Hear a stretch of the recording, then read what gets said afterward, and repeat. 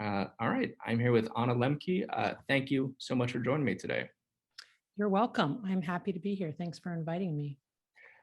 So you are an expert in addiction. You've written a book called Drug Dealer MD about the opioid epidemic, and more recently, you wrote a book called Dopamine Nation.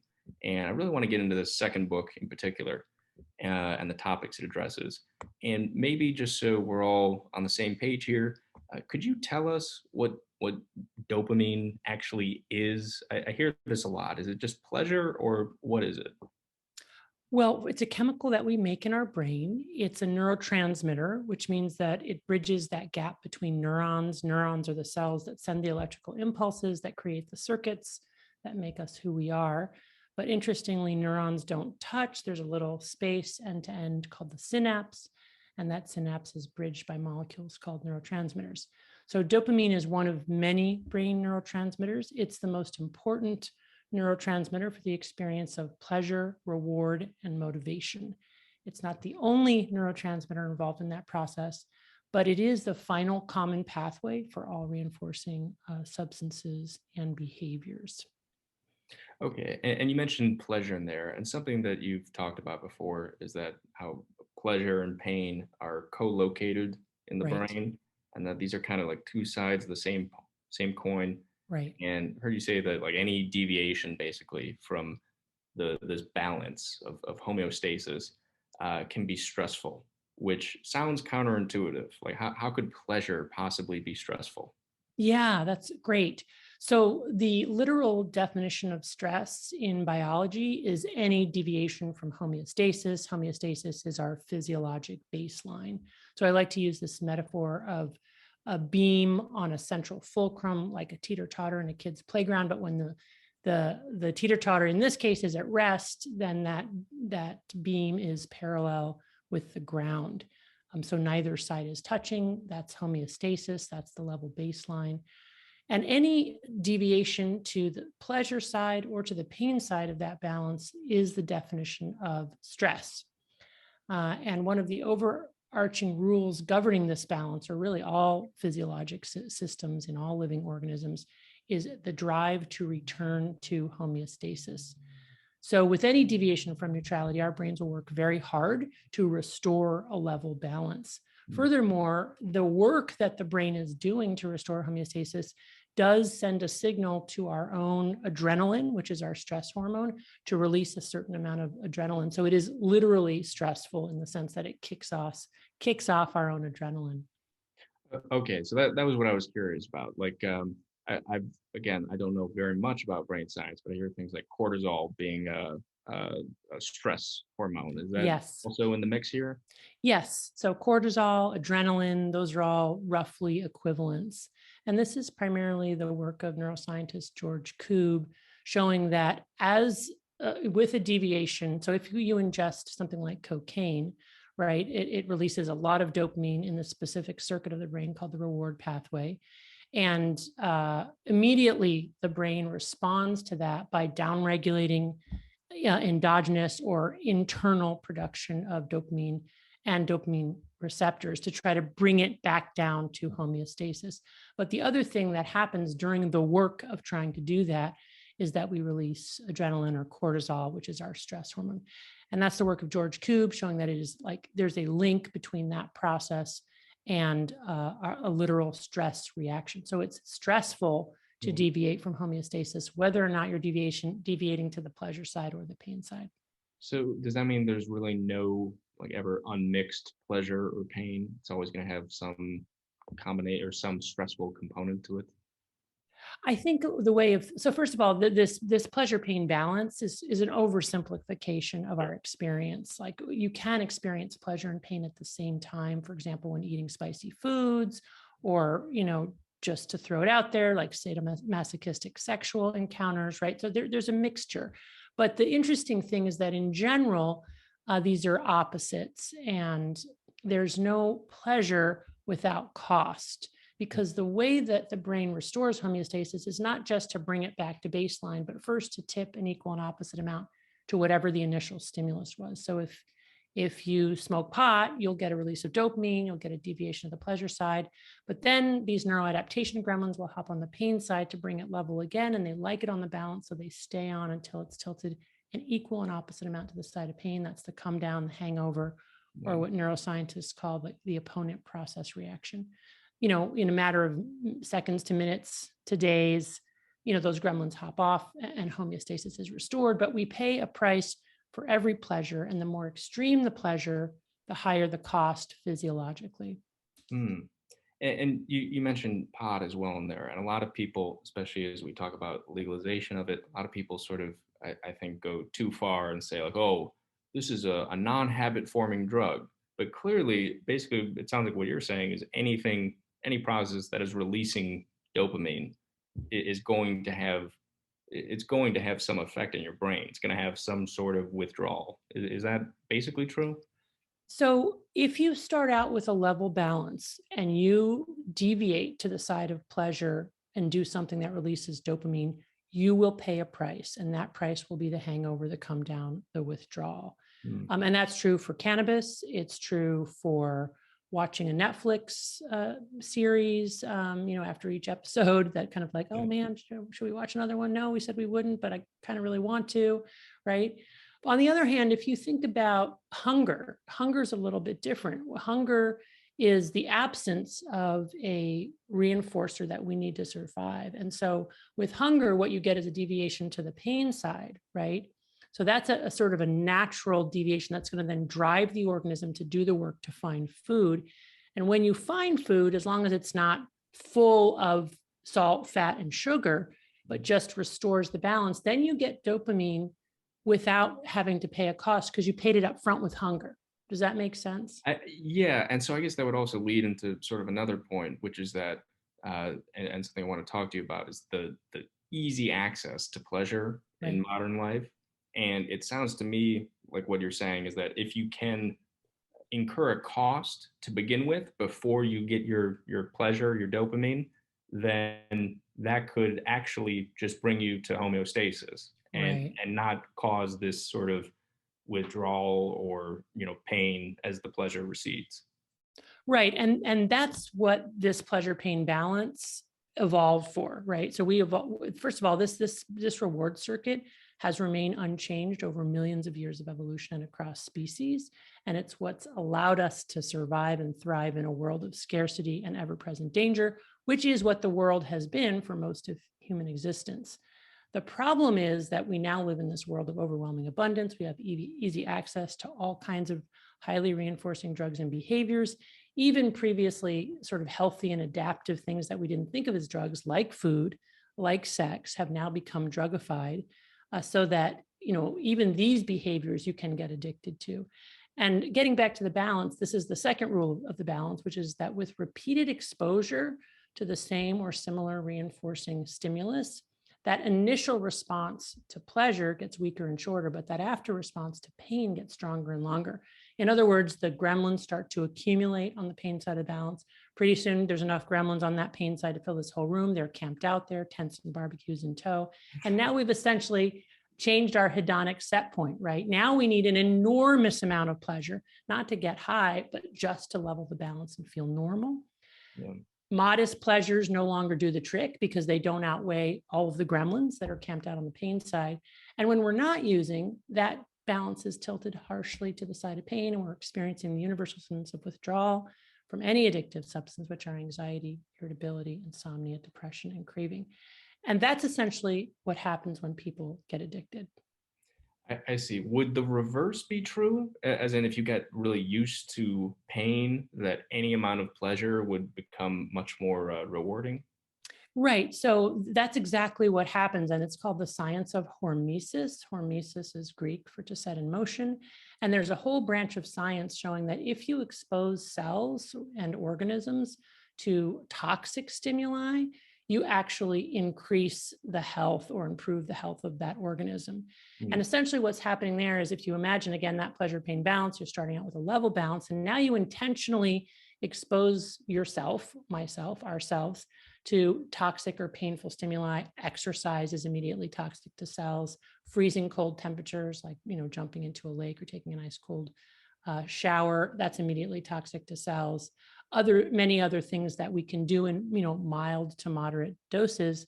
And what essentially happens is when you do that, then the gremlins will hop on the pleasure side to try to restore homeostasis. They'll stay on until you're tilted to the side of pleasure. And over time, you'll reset your balance to the side of pleasure, effectively changing your hedonic set point so that, just not being in pain is like, oh, great, I'm feeling wonderful. And even just a tiny little bit of pleasure is very, very reinforcing. So, I mean, you can just take, again, food is a good analogy. If you haven't eaten for more than a day or even a number of days, and someone gives you like a little bit of broccoli with maybe a tiny bit of salt on it, that is going to taste absolutely delicious. If you're a coffee drinker and they give you coffee with half and half, you're going to feel like you just mainlined heroin or something, right? Because it's just all relative. Okay. And so if someone was like going through like even something as extreme as heroin withdrawal, if you could get them on a treadmill and in an ice bath and, fasting or something like that, I guess that would be better. Absolutely. And there's data to support that. So there's a wealth of data showing that exercise basically decreases the intensity and duration of withdrawal from addictive drugs like opioids, cannabis, cocaine, nicotine. So that in early withdrawal, when people are trying to quit their drug and their gremlins are camped out on the pain side and they're slammed over there, if they engage in exercise, that will encourage some of those gremlins to switch sides, and it will get them back to baseline homeostasis faster. So yeah, that's exactly right. So in early recovery, when patients ask me, well, what can I do when I'm really craving? I mean, there are a wide number of things they can do. They can, if they're in AA or NA, they can call their sponsor. They can meditate. There's a lot of stuff they can do. But one of the things that's counterintuitive that works is they can take an ice cold shower or immerse their faces in a bucket of ice water, or they can do 25 sit-ups or go on a run, and that really helps. Yeah, this is really interesting to me because like that in particular, where I think a lot of people in the throes of addiction tend to look for like existential reasons or like reasons in their past for why they're doing these behaviors, and oftentimes those are like maybe those analyses are helpful, but it doesn't seem like it's the primary driver. Where like I've talked about this on the show before, but there was a serial killer who called into Howard Stern once, and they confirmed that he was a killer because he had access to facts that the police hadn't released, etc. And he said that the reason he stopped killing was because his car broke down for a month. He didn't have access to transportation to facilitate these killings, and so he was just able to step away from it for enough time where I guess his tolerance or whatever went down. And I mean, is that on any level? Does that give you hope, or is it disheartening to see just how I don't know, like lizard brain we are? Well, let's unpack that a little bit. So first of all, I mean, part of the reason that I think people spend too much time trying to figure out why they're using addictive drugs or why they're addicted is because the mental health profession has encouraged that to a fault. So there are many doors into addiction, trauma, poverty, unemployment, all kinds of stressors, co-occurring mental illness. All of those things increase the risk of somebody trying an addictive drug and getting addicted to that drug. But you can have the perfect life and you can get addicted to drugs. Why? Because they're addictive, right? Because they change the brain, because the physiology becomes its own driver. Addiction is its own primary progressive disease. You don't need to look for another reason behind it. And I think spending too much time doing that, especially in early recovery, is not helpful. Because ultimately, as one of my patients said, insight is the booby prize. You can understand why you do something, but until you change the behavior and change your brain, you're not going to get out of the vortex of addiction. I think it's really important to communicate that, because otherwise people won't. They'll keep looking. Well, why do I do it?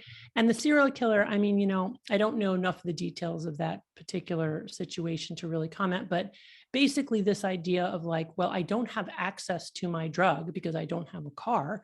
So therefore it was easier for me to stop my drug. And in the early pandemic times, I had so many patients who for the first time got into recovery from their addiction, or got into recovery and were able to stay in recovery. Why? Because they couldn't go out, right? They weren't walking in the supermarket, in the liquor aisle. They weren't passing their favorite bar. They weren't meeting up at raves with their friends using a million different drugs. They were at home. And so, the impact and the power of the environment is something that I think we underestimate in general when we think about mental health and sort of the cycle of maladaptive behaviors. See, that's curious to me because a lot of people said that during the pandemic there was a like skyrocketing overdoses, et cetera. I guess it sounds like the picture is a little bit more complicated than Yeah, I think it was sort of like a musical chairs. Like some people, when the music stopped, found a chair and other people didn't. that. So clearly, some people really suffered, during the COVID and the pandemic. And first of all, people who got COVID and got really sick and died, that's terrible, right? But in terms of the population, that I treat, people with addiction, it was really a bimodal kind of phenomenon. People who live alone and who had then less access to, let's say, a residential treatment facility or in-person AA meetings, those people fared worse. And overall, it's true, drug overdoses went up. But drug overdoses have been generally trending up for the last 20 years. Fentanyl has completely penetrated the illicit drug market. Fentanyl is 50 to 100 times more potent than morphine. It's also more lethal. So there are lots of reasons. And then you have people in isolation. So they're using in isolation. So they're more likely to overdose. So there are lots of reasons why a subset of people with addiction got worse. Plus, you've got everybody a lot closer to their refrigerator, not leaving the couch. So yes, in terms of gaining weight, drinking a little more alcohol. But I can tell you, it's really true that among a subset of individuals, COVID was a complete blessing because it gave them the constant triggers for using decreased, and people were able to get into a kind of sustained recovery that they hadn't been able to enjoy at any other point in their life. Yeah, I mean, I can just say personally, like I was trapped in Bali, not a bad place to be trapped in. Yeah. But all like any kind of drug except for alcohol is very illegal there. They take it very seriously. And I stopped. Like now I don't drink alcohol, caffeine, weed, anything. And I was there for 4 months, really just not doing it. And part of it was like doing these like 30-day challenges of abstaining. Right. But yeah, the total absence of it was huge. Yeah. And why then are so many rehabs unsuccessful? Because there seems like they're trying to engineer that, but failing. So a couple things. There is, with addiction in particular, I think there's sort of like what you read in the media and then what's really true. So what you read in the media that rehabs don't work is really unfair to rehabs. I can tell you as an addiction medicine specialist, I would be nowhere without residential treatment facilities that I can refer my patients to who are just not able to stop on their own in their environment. They have to go somewhere else where they don't have access to their drugs. So you went to Bali, that was your 4-month rehab. Right. That's essentially what rehab is. And it works. It absolutely works. But we don't have a lot of data. There aren't good data to know. So it's easy to say rehabs don't work, because we don't have data. So you can say rehabs don't work. I can say they work. But I can tell you as somebody who treats this population, they're invaluable for that subset of individuals whose disease is so severe that they can't stop on their own. They need a contained environment where they don't have access to drug. Now, it is true that the relapse rates when people come out and try to reintegrate into the world are really high. And my guess is they're on the order of 50%, which sounds bad. But if you look at treatment rates in response to any mental illness, whether it's generalized anxiety disorder, PTSD, major depression, our response rates are about 50%, all comers, all treatments. So that's not really that bad. I mean, a 50% response rate, that's pretty good. And the more times people go around and try to stop, the more likely they are to, hopefully get into recovery. So I think lately there's been like a lot of negative press about 12-step groups like Alcoholics Anonymous, Narcotics Anonymous, people who don't really understand those groups and how they work and who they'll benefit and who they won't. And also rehab, or residential treatment facilities. There are some terrible rehabs out there, but there are also some really fantastic rehabs that are run really well, are very evidence-based, and that absolutely save lives. And is there like an ideal, I mean, it's probably not one size fits all, but is there roughly like an ideal amount of time to sort of force abstinence before people have the tools to be able to like live on their own? Yeah, so minimum 30 days. 30 days is just about the average amount of time it takes for those neuroadaptation gremlins to hop off of the pain side of the balance, for your brain to get the memo that, oh, I'm not getting my dopamine from outside anymore. I better start to upregulate and make my own again, and to reassert baseline homeostasis. And there are a couple of data points showing that, but in my clinical work, I see that again and again. So that's why rehabs on average are about 30 days. If you look at outcome studies with physicians who develop addiction, many of them are mandated to go to like a 90-day rehab, and their outcomes are even better. Speculation on why that is. It's possible that 90 days, I mean, first of all, the more time you have abstinence, the more time your brain has to heal, the better chance you have of maintaining your recovery. That's just sort of common sense. But there's actually data showing that 90 days is probably better than 30 days. And in physicians in particular, but that again, maybe because a lot of times physicians have a lot to fight for, they want to get their practice back, they want to get their license back. So they're very, very motivated to get into and stay into recovery because it's their livelihood and their identity. Okay, so a number of questions there. First off, I wanted to address something you said earlier, where you said the drugs are addictive. Right. Are you familiar with Carl Hart from? Yeah. He believes I believe he's an addiction specialist at Columbia, and he believes he's talked openly. So I'm not telling any tales out of school, but he's talked openly about like using heroin and cocaine, and believes that most of the addiction is related to like stress in the environment, and that he's able to do it without having addiction, I guess. Mhm. How do you feel about this? So a couple things, without any comment on him or his particular use, Of course. just Yeah. speaking to my clinical experience. Um, I believe so. The sort of narrative for a long time in addiction medicine was that the only definition of recovery was abstinence, and that once an addict, always an addict. In AA they talk about having an allergy to alcohol. But what we're finding is that for a small sliver of individuals who have met criteria for addiction, the continued compulsive use of a substance or behavior despite harm to self and or others, that with a lot of effort, some of those people, after a period of abstinence of at least 30 days, are able to go back to using drugs in moderation. So do I think it's possible that people can, with enormous effort, use even very addictive and illegal drugs like heroin in moderation? Yeah, I believe that.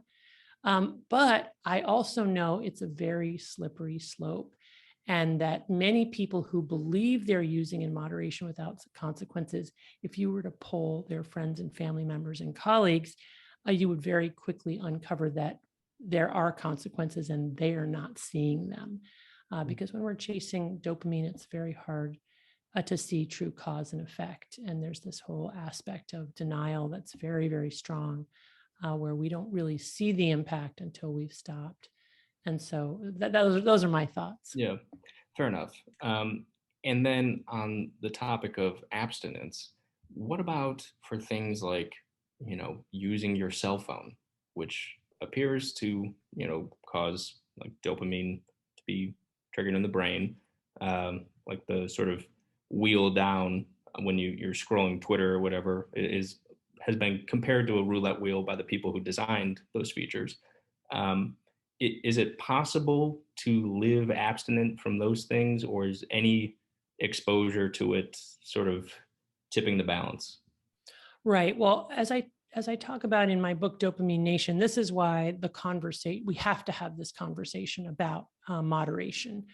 Not just because there are people who are addicted to alcohol who are wanting to go back to using in moderation, but also because there are these digital drugs that are completely interwoven into our everyday lives that we cannot simply abstain from. We have to develop a healthy relationship with this technology. We all, I think, are struggling to moderate our consumption of these digital drugs.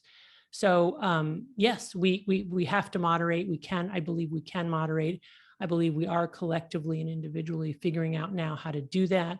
Also thinking about who's responsible for that, right? The individuals, obviously, we have responsibility, but also, the companies who make and profit from these digital drugs, the federal government, the schools, everybody's got to kind of step up as we recognize that digital consumption can very easily get out of hand, Right. that TikTok is intrinsically addictive, that kind of short clip video, one after another, is just a complete black hole. And that, most of us will be able to figure out, okay, how can I, integrate TikTok into my life or not, so that I don't, totally ruin my life.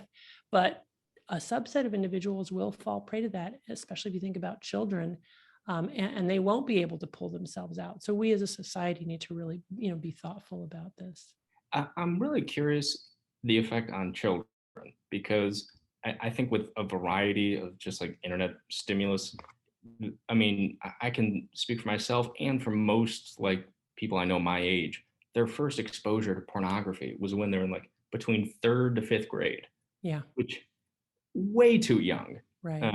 And not only that, saw way more extreme videos than like the average porn viewer in the 70s or 80s. So do you think, have there been any like long-term studies on the effect of these things on the brains of children?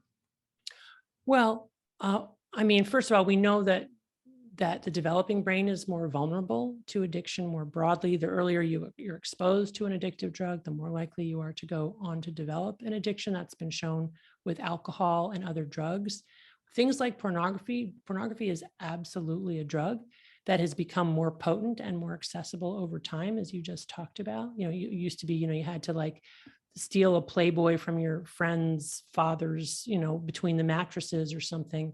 Now, any child can go on the internet, Google, Pornhub, and immediately be exposed to incredibly graphic images. Usually, that's combined with masturbation. Masturbation leads to orgasm, which leads to a huge flooding of neurotransmitters like dopamine in the brain. So, this is a very potent drug.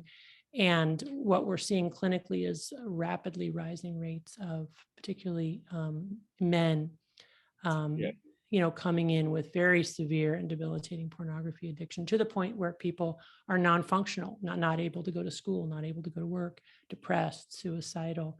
So, pornography and compulsive masturbation, sex addiction more broadly, is a huge and exploding problem in our society, and really under-recognized, and also associated with an enormous amount of shame, because of course we're living in a hashtag Me Too moment, when this idea of men as predators has, this is combined with the growing pornography problem that has really created a complicated landscape. Oh yeah, I have a friend of mine who's like a middle school teacher, and sometimes his students jokingly will quote like pornography of things like, "What are you doing, stepbrother?" It's like, "Oh my God!" Like, and he has to pretend that he just like doesn't hear these things, Right. but like these are like 12-year-olds, and Oh, yeah, you know, absolutely. Yeah. And of I course, they're naturally curious. yeah, They're naturally curious. And then, there's this, it's important to talk about drug of choice. Like, so I've had, people with pornography and sex addiction who vividly remember their first exposure to pornography, and noting that, their friends were excited, but could kind of, after a little while walk away, whereas he could not. It was absolutely his drug of choice. Just like, people with alcohol addiction will say, from my first sip of alcohol, I knew I was in trouble. So this kind of thing that, what releases a lot of dopamine in your reward pathway may not release a lot in mine, and vice versa. But when we find our drug of choice, if it is plentiful and if it is potent and if it is immediately accessible on our phone, we're in trouble, right? We're in trouble. So we need to really talk openly about that. We need to, give people tools how to handle that. We need to talk about it with kids.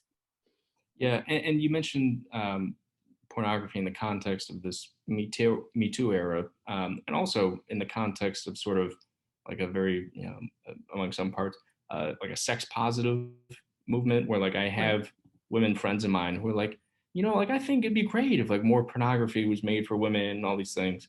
And guys just tend to have a different experience of this. I had a neuroscientist on the show, Nicole Prousey. I don't know if you're familiar with her work, but No. she she has talked her explanation for pornography and what she doesn't feel that porn is an addiction. And she feels that the reason that men tend to have a greater stress with it is because men in general tend to have a higher sex drive, and so when they're using pornography, it's like you have a higher sex drive but less access to like what you really want, and so there's like this discrepancy that produces shame and feelings of inadequacy. Do you feel like that's a legitimate explanation? Well, I mean, I think we have plenty of data that, sex drive is a spectrum within individuals. There are some men who have very low sex drive, Sure. asexual men, right? But that in general, that bell curve is shifted to, to the right for men compared to women as a population. But I disagree that that pornography is not addictive. To say it more simply, it's very clear that pornography is addictive, and that it's addictive for women as well, and it's highly reinforcing, which is why people return to it. And that the if you look at the natural history of addiction, whether it's to a substance or a behavior like pornography and masturbation, what you see is a very similar pattern over time. People start out for one of two reasons: to have fun or to solve a problem. The problem can be anxiety, depression, insomnia, inattention, boredom, loneliness, you name it. Yeah. They encounter a drug and it works for them. What does that mean? That means it releases dopamine in their reward pathway and it makes them feel good, and it temporarily solves that problem. Only then do they go back to it. You wouldn't go back to it if it didn't work. It works. And it's the fact that it works that makes them return to it. And then over time, because of this pleasure pain balance and tolerance and neuroadaptation, it stops working as well, right? And then you need more. You need to spend longer doing it, or you need more potent forms. Now, it used to be maybe it was like vanilla toast pornography. And now you're looking at, more, let's say, extreme types of pornography, because you need that more potent form. And then maybe you go from pornography to, real live people on chat rooms, and then you're actually meeting up with them, right? So that's the natural progression. Just like people start out, at a kegger and it's just beer, and now they add vodka, and now it's, vodka enemas. I mean, that same kind of progression, whatever the drug is. So Yeah, it's interesting, the problem solving thing. I remember the first time I ever watched porn afterwards, I was, I think I might have been like 10 or 11. And I literally remember the first thought that came into my mind was, wow, I can do this anytime that I'm sad. right, Just like, exactly, yeah, right. And that's beautifully observed, and because that's exactly right. You have all the equipment that you need right on your body. And yeah, if you don't have porn ready, well, you watched porn, you have your imagination, which is also what makes pornography one of the very hardest addictions to overcome, I think, because as one of my patients said, the bar, the equivalent of the bar is in my brain, right? So that's tricky, yeah, right? So now you really have to not let yourself engage in, that kind of fantasy life, and that's hard. yeah. Last question I'll ask on the subject of pornography, because I don't make it entirely about that, but it is Yeah. very relevant. And it's important, Yeah, and it's hidden, and it's a growing problem. And it's the reason that I opened my book with a case of a man with a Stanford scientist with a very serious pornography addiction, because I think people need to know they're not alone. right. Yes, and this certainly does come up in Dopamine Nation. Yeah. And so I'm curious, what there's a movement online of like the no masturbation Right. movement. No FAP. Yeah, yes, Yeah. exactly. Um, what do you think of that? Is that even like achievable, or is that something that is like, I mean, I don't know. Do you have any broad thoughts about the no fat movement? Well, yeah. I mean, so the first intervention that we do for people with pornography and compulsive masturbation addiction is we say no orgasms for a month, right? Mhm. No organ, because we have to reset the balance. Yeah. And so the no fat movement is a recognition of what compulsive masturbation does to people's brains and to their physiology, and how destructive it is, and how it's not part of a healthy life, and that you need to take those energies and channel them someplace else, which isn't to say that all pornography is bad or that all masturbation is bad, but when you're compulsively doing it every day, multiple times a day, as a way to not feel sad, there's a problem there, because the truth is, the way that pleasure pain balance, you will feel sadder and sadder and sadder. So the idea is to stop it in order to reset the reward pathways. And what happens when people are able to do that, not having any orgasms with themselves or others for 4 weeks, they come back less anxious, less depressed, sleeping better, more energy, more feeling better about themselves. So yeah, I think it's a very interesting movement, and I think it speaks to the ways in which people are kind of supporting each other in the internet toward healthier practices. It's fascinating to me because it's basically a form of celibacy, extreme celibacy, right? That people are happening upon and realizing that they feel better, many of them, when they adhere to it. And yet it comes in this secular package, right? It's not attached to any vice or virtue framework. It's not because it's a sin. I mean, sex in the Christian church has been, it's a very, let's say, it's a very important part of Christian teaching, right? And now what's happening is people are sort of adopting some of those teachings, but not in that religious framework, which I also find interesting. Yes, I went to Catholic prep school, so I'm Okay, so there you go. Yeah, right. To grow hair on your hands and yeah, things like that, right? exactly. So I'm curious because we talk about in Dopamine Nation how this this easy access to pleasure. We've been talking about in the context of pornography, but it's a huge spectrum. Many activities we can get that from. And there might be some people who hear that and say, hey, I have crazy student loans. I'm working a dead end retail job. I'm worried. I'm terrified about a climate apocalypse. How dare you say that my life has too much pleasure? Right. Mm-hmm. How do you feel about that?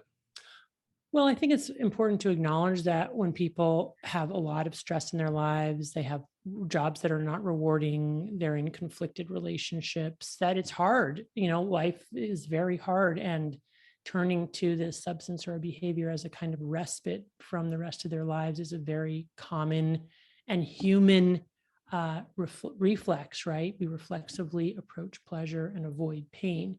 And we do that without even thinking. It takes a cognitive load to do the opposite, right? To avoid pleasure and approach pain. We're wired to approach pleasure and avoid pain. But what is the key message here, which I try to get out to people, is that the continued consumption of highly reinforcing drugs and behaviors makes us more unhappy. And it does that in an iterative process over time by changing our hedonic set point, so that ultimately we are actually in this dopamine deficit state where we don't enjoy anything, and we're just using our drug to kind of keep things even, go back to homeostasis. And so that's the tricky part, because we don't see it as it's happening, right? We don't make the link between smoking pot every day and being anxious, depressed, and not being able to sleep, because what we're remembering is that the first time we smoked pot, it alleviated those symptoms. But over time, all we're doing is relieving withdrawal from our last use. We're not actually treating the underlying thing. And that's because of neuroadaptation and the drive toward homeostasis. So that's why that intervention of the dopamine fast or not using for a month is so important, because you reset reward pathways and you're able to look back and go, oh, wow, I'm feeling a lot better now, right? And the substance or behavior that I thought was giving me some relief in my life was actually making things worse.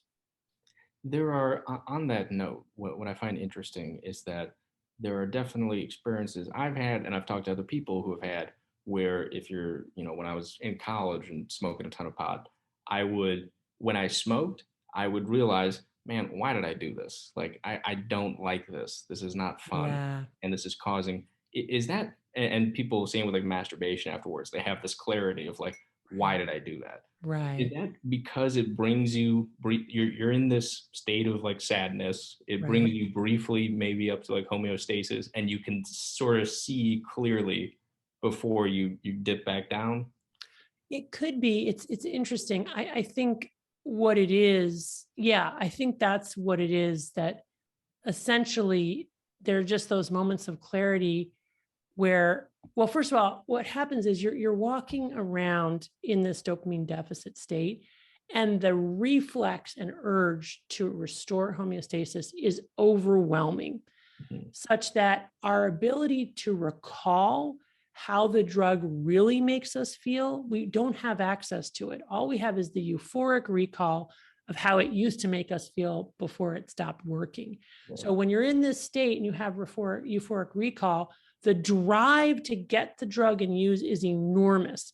But once you've used the drug, you can see that its impact is to just add one more gremlin onto you. So, right, you're right. So not only do you go back down right after you use it, or maybe even in the middle of using it, you go back down further.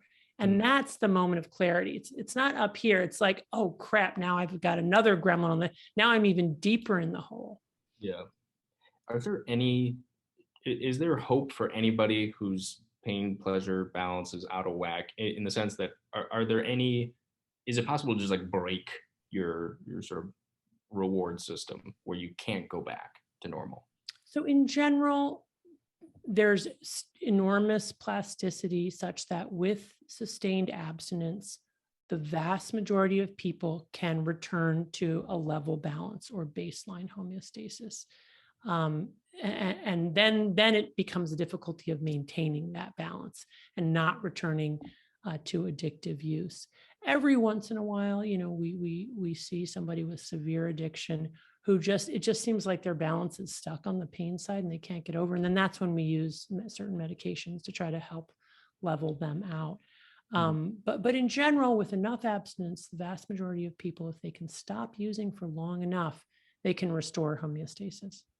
What medications?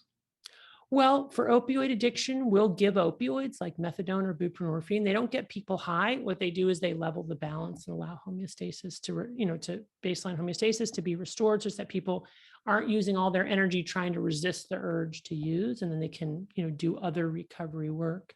Or sometimes we use antidepressants, as a way to kind of restore homeostasis, or non-addictive sleep aids, that sort of thing to help people.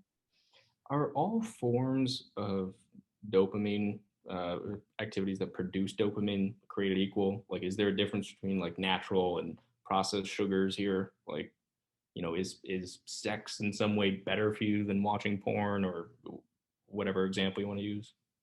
I think at the end of the day, dopamine is just a currency. So dopamine is dopamine. The difference is how much and how fast, and also what's your drug of choice. So the more dopamine that's released by a drug, and the faster that drug releases dopamine, the more likely you are to get addicted, because it's this sudden, tilt to the side of pleasure that really is sort of the source of addiction, because it's got you, then you're corrected down to the side of pain, and then there's this incredible urge to use again. Also, again, this phenomenon of drug of choice, which is not really well understood, but is pretty interesting, like why it is that for one person it's pornography and for another person it's cupcakes. Yeah. We don't really know, but the marriage between like a really, really, really potent cupcake and a person who's prone to that, that's where you get into this cycle. There's an example. I wish I knew the details offhand, but I'm just sort of recalling this. My friend's dad is a neurologist, and he talked about an experience of some other, in some hospital. There were these patients with severe pain, and so they had some button they could press that would stimulate a part of their brain that was associated with pleasure reward. And when they took the button away, patients were like really going hard to explain why they needed the button and all that. And it was it was a case where uh, my friend's dad was like, yeah, just clearly like this is like instant reward satisfaction. Clearly, you Right. just don't give people that button. Um, but then it raises an interesting question of we do have this reward system in place. Clearly, it evolved for a reason. There's certainly got to be a healthy way of using it. Is it just a matter of devising like much more interesting paths to satisfying this reward circuit? Is it only having moderate pleasure occasionally? What is like the ideal balance?